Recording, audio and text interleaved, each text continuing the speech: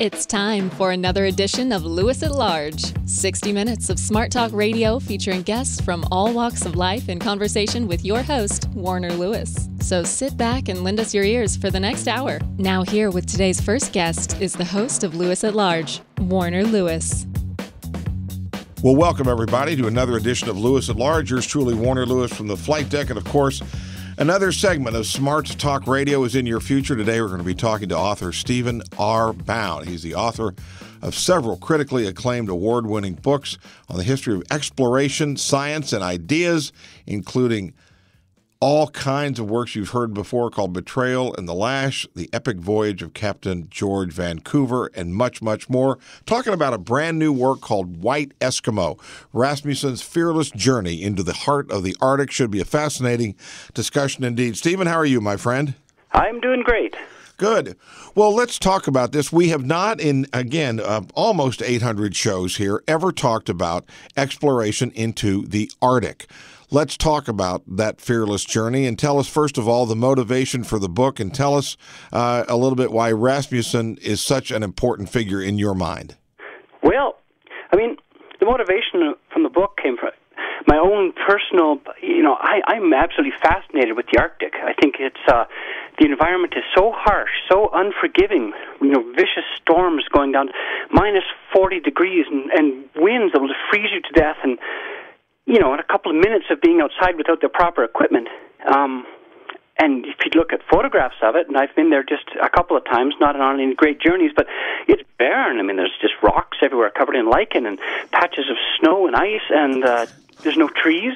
I mean, how do any people make their living up there? And people have been living there for thousands of years, and sometimes, their life could have been excellent, and they had magnificent storytelling traditions and music and legends and poetry, and this is incredible world. And it's 24 hours of sunlight in the summer and completely dark in the winter, and onto this great canvas, this harsh, unforgiving canvas, there's all these amazing adventures. And then, sort of beginning in your 19th century and into the early 20th century, there's people from the south decided that they were going to go up there and explore it, and we're left with all kinds of amazing stories of Southerners in their ships getting crushed in the ice, and they're starving to death, and the cannibalism. I mean, these are epic tales of disaster and survival, and yet there were people completely content to live there, and they were doing just fine. And if people had learned from them, they wouldn't have had, we would have lost some stories of adventure, but they wouldn't have had to suffer and die to such an extreme extent. And then there was adventurers like Rasmussen, a name that a lot of people familiar with the Arctic, have heard the name before, but didn't really have any sense of what he actually did. And what he did do, once I discovered the world that he brought, I was absolutely amazed by how could it be that there is no book on this person that exists in the English language. And I think it was because he was Danish primarily, and so my great quest for the last several years was to bring this amazing individual story to the English language. Now, as exploration goes, his exploration into the Arctic, relatively in terms of human history, came fairly recently, did it not? Yeah, I mean, it was more in the 1920s was when he was the most famous. He did his most famous undertaking was a 3.5-year dog sled expedition from Greenland through to Alaska. And in Nome, Alaska, he tried to cross over into Siberia, and the Bolsheviks kicked him out. But, 3.5 years living off the land by dog sledding, wandering up every little inlet and frozen coastline, coursing all the way through to Alaska along the entire coast. They're interviewing and meeting people along the whole way. It's an incredibly epic adventure, but relatively recent. Well, how did these, I'm just curious, you're talking about crossing the Arctic in dog sleds. How in the world do these dogs survive? Yeah, I mean, it is amazing when you think of it. I mean, a dog, a winter dog, sled dog, even in Alaska now, they'll eat like 10,000 calories per day to keep one of these dogs active and surviving under those temperatures. And they're capable of sleeping outside in the blizzards in minus 30 temperatures. I mean, it's amazing how strong and how tough and how resilient they are. And life in the Arctic absolutely depended upon dogs. You could not exist without dogs, and the dogs could not exist without the humans. But the dogs require a vast amount of food, but on the other side of the coin is the dogs enabled people to hunt all this extra food by being able to, cross the land so quickly to get from new areas where the seals might be out on the ice and then back to where you could have your shelters. So interdependent relationship between dogs and humans, and they had to, maintain massive storages of frozen fish, frozen seal, frozen walrus on their sleds that they would be feeding to their dogs every day. And, sometimes they would run low on food. Of course, the dogs, after several days of not getting proper food, they're very difficult to control. They become feral. They might even start attacking and eating each other. So the purpose, tell us if you would, and again, he was known at the time as someone that took on these kinds of journeys. This was not brand new to him. But I'm curious as to what was the purpose of journeys to the Arctic? Was it to do research on biology? Was it to map? Was it to tell us what the motivation was besides saying, I went there? Yeah, well, I would say, there's a lot of people around that. This is the era of Peary and Cook and the race to be to the North Pole, and Roald Amundsen taking his dirigible over the North Pole and sailing through the Northwest Passage for the first time. And a lot of people were trying to get to these prominent geographical features, fundamentally meaningless but symbolic features. And there was a lot of money to be made by doing that and then going on the lecture circuit afterwards. Rasmussen was a completely different character in the sense that what he was more interested in was exploring the people who lived there, which were equally mysterious. At that time, people did not know very much about the Inuit Eskimo cultures that were up there. Some whaling expeditions had come in contact with them. Sure, certainly people knew about them, but no one had any idea what they actually thought or what was their culture. Why were they up there? And that was that was the main motivation for everything Rasmussen did, actually. He was part in that culture. He was born in Greenland to a Danish father, a Danish missionary father, and a part Inuit mother. And so he grew up fluent in the Inuit language of Greenland, and then he went back to Copenhagen in Denmark and learned to become a full member of the European Society, and he learned English and Danish and other European languages. So he was a product of both cultural worlds, and his great accomplishment was to have that window into the Eskimo life, their legends, their poetry, their songs, the essence of what it meant to be in the world at that time in the Arctic. And he was able to, because he was accepted into their cultures and societies, he was given access to this secret cultural knowledge that had been transmitted down the ages it was all an oral culture. But because he was part of the European American literate culture, he was able to take this mysterious knowledge that he had access to and record it all. And that's his great contribution to world culture is the preservation of this knowledge, which was on the cusp of being wiped out, perhaps.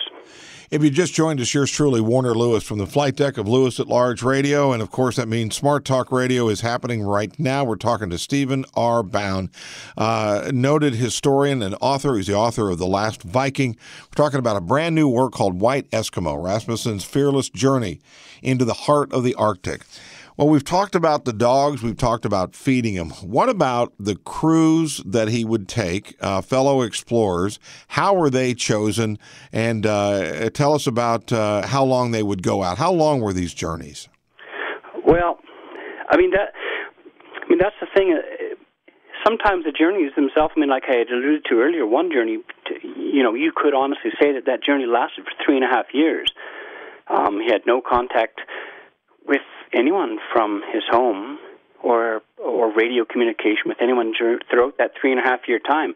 Other expeditions could go on for 5 or 6 months. He would leave from the coast of Greenland, northern Greenland, and make it a crossing of the Great Ice Cap. Most of Greenland is actually just solid ice, a massive glacier that inhabits the middle of the island.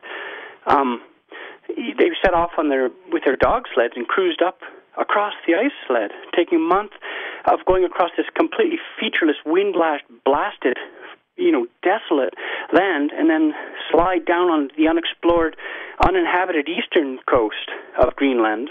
And Peter around there looked to see, if there was any evidence of people that were there, or just to report back what was happening in that zone. And sometimes he would continue north with the dog sleds and look for evidence of where Peary's explorations might have been happening. And then he would just turn around without any food, because they couldn't bring food for that trip with them. They would be hunting muskoxen if they found some, and then recross it back to their homeland on the east side. I mean, the journey would take 6 months. They would leave in early spring and return in the fall. I mean, it was absolutely amazing what he was able to do. And the people he took with him, of course, were, there were two groups. There was the Inuit, or Eskimos. I mean, he always had several of them with him, people who were his friends and his companions. I mean, these people were, if you're going to be up there, that's who you wanted to have. Incredible hunters, people who knew the landscape and knew how to survive in those conditions. He would also have some European companions who he brought with him. The most famous one is Peter Freuchen, who actually became a famous memoirist in New York later in the 30s and the 40s. And I think he was famous for winning that old talk show that was called, I think it was like the $50,000 question. Yeah. He won that for some of his answers about exploration. So that was one of Rasmussen's companions, was Peter Freuchen. I mean, a giant bearded giant of a man, almost like a Viking raider from the past. But these people were like amazingly tough and focused on their journey.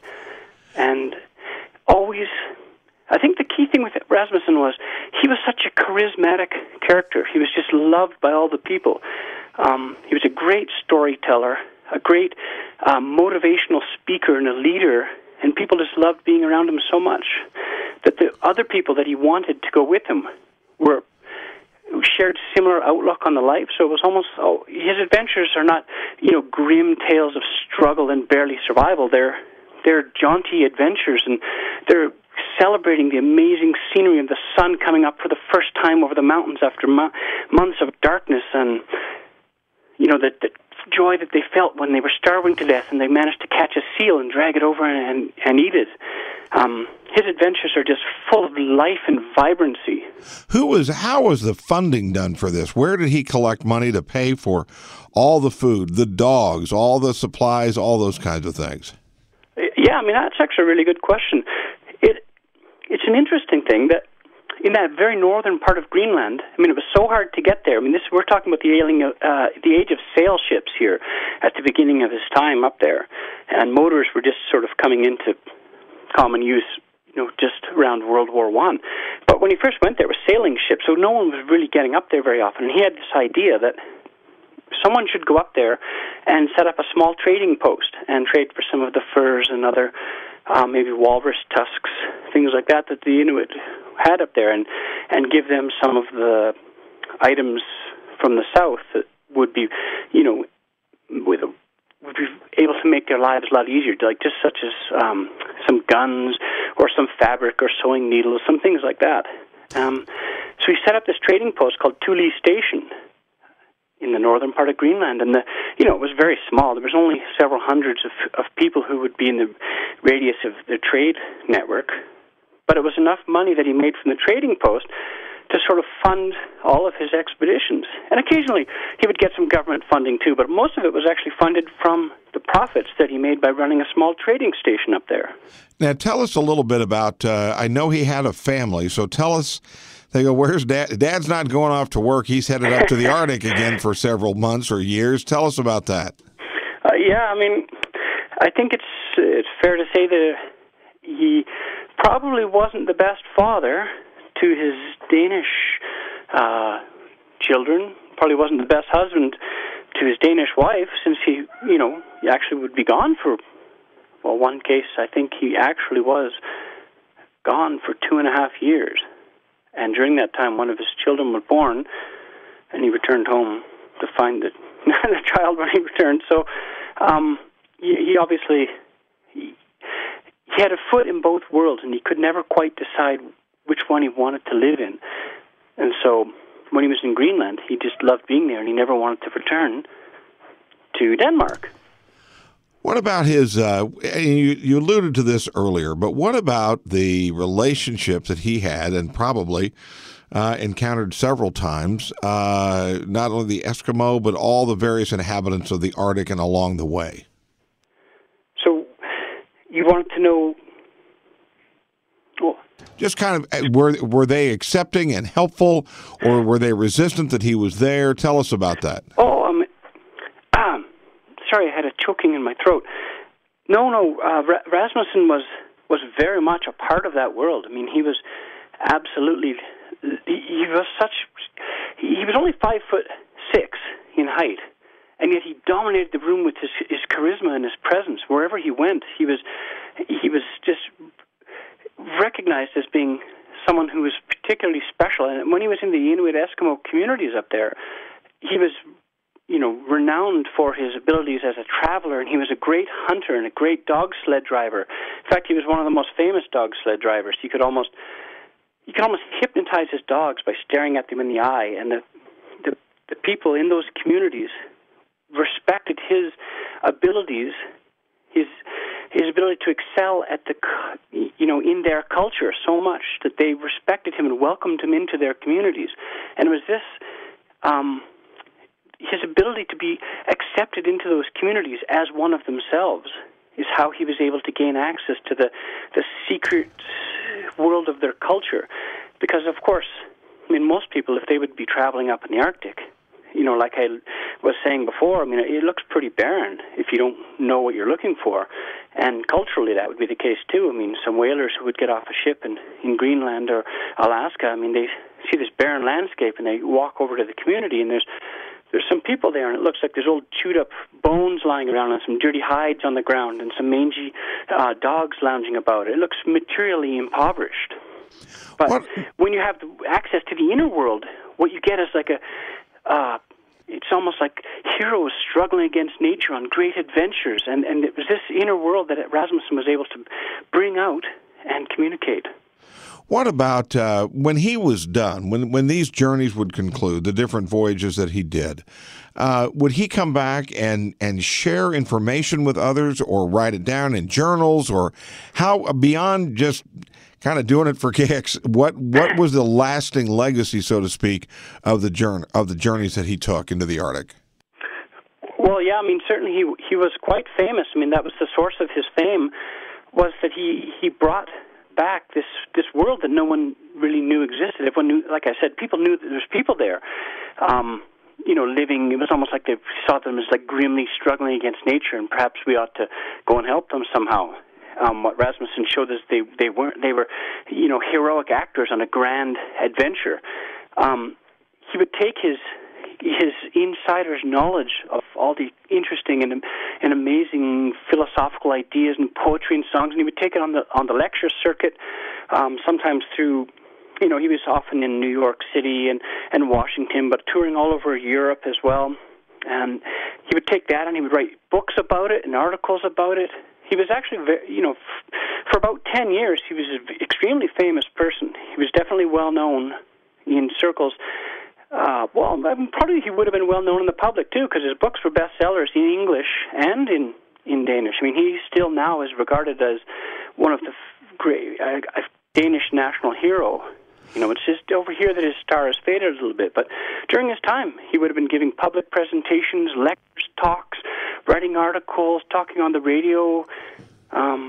His books were bestsellers, like I said. I mean, he was well known.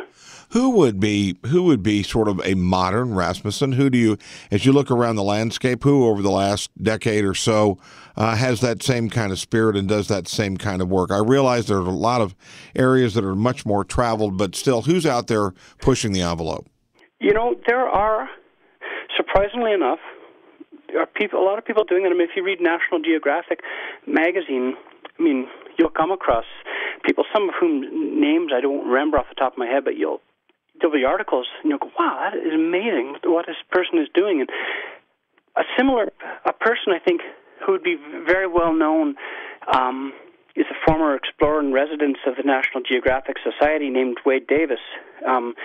he actually wrote a nice blurb for the back of this book because he knew about Greenland and Alaska and the world of some of the people up there. And he's a cultural anthropologist, but he's also, he's an explorer in his own right, in a modern way. I mean, the hardships don't exist in the same way that they did, and the sense of the complete unknown doesn't exist in the sense that, there's maps of everywhere now, and people are constantly in communication. But the idea of being a cultural ambassador for people who are not part of the mainstream global culture, someone like Wade Davis, but there are others too. Read National Geographic magazine. Well, he is a fascinating figure indeed, and I'm pleased that we've been able to have you on here to talk more about him. Again, the work is called White Eskimo by Stephen R. Bown, and he has written many other works, including The Last Viking. As we start to kind of wind down here just a little bit, Stephen, as you look at his life, though many don't know about him, how might we possibly misunderstand him, or are there any misconceptions about the work or him as a personality? I think, there could be a misconception that because he was Danish, he doesn't have any cultural relevance to us as English speakers in North America, and I think that that's completely false. He was very famous in North America. He wrote in English. He was well known in English. His understanding and translation of the inner world of Inuit culture as it existed 100 years ago is amazing. I mean, it's just as fascinating from a mythological point of view as anything that happened in ancient Greece. Imagine the stories of, Odysseus on his ship in the ocean. I mean, that is the same type of story. The mythological aspects of the struggle, the survival, the heroism that Rasmussen was able to extract from those remote northern areas and bring it to the world, and that is absolutely fascinating material. Again, the work White Eskimo by Stephen R. Bown. Interesting work indeed. Pick up a copy if you can. Hey, Stephen, assume we can get this again at Amazon and all local bookstores, but what about some of the work that you do, some of the past work you've done, and tell us a little bit about your next project.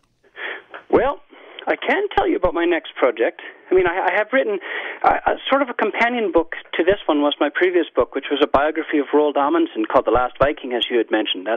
He's another amazing explorer, adventurer, different character, but different type of personality. But these days, I'm just beginning to work on I want to write a book on a famous Arctic shipwreck from the 18th century that happened in the North Pacific Ocean. And it was an amazing story of storms and exploration and shipwreck and disaster and survival on a barren Arctic island in the middle of nowhere. And it's going to be called Island of the Blue Foxes.